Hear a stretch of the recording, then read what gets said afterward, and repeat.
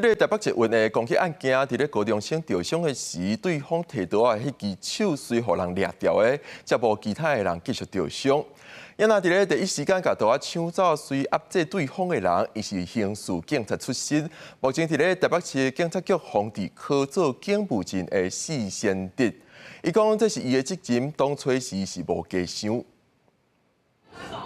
真紧冲进去，几秒时间就甲刀啊甲伊抢落来，结果嫌我压掉咧。互网友学了讲，骹手比少年人也较沙咧的碎安白啊，其实是台北市警局防治科警务证施先德。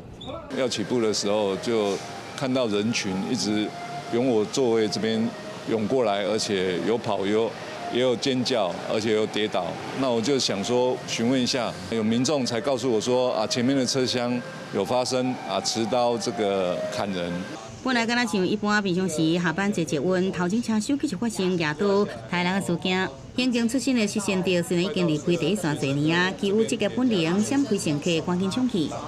朝着被害人的脸跟脖子的方向要刺，但是这个被害人啊，他用手把他的手啊就挡住了哦，所以我第一时间就上去，然后赶快就。 把两个人的手拉下来，把刀子拿下来，然后同时很多民众就一起涌上来，然后就把他压制住了。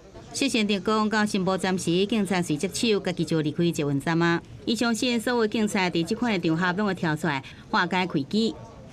我今天当一个警察，不论在哪一个情况之下，当然是以民众的安全为第一嘛。对，所以我们会义无反顾的去处理这件事情。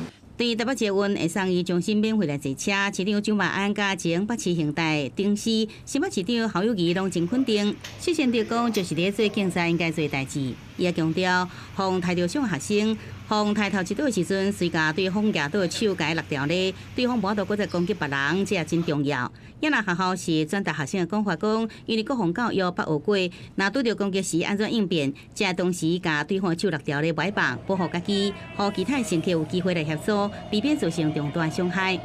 记者综合报道。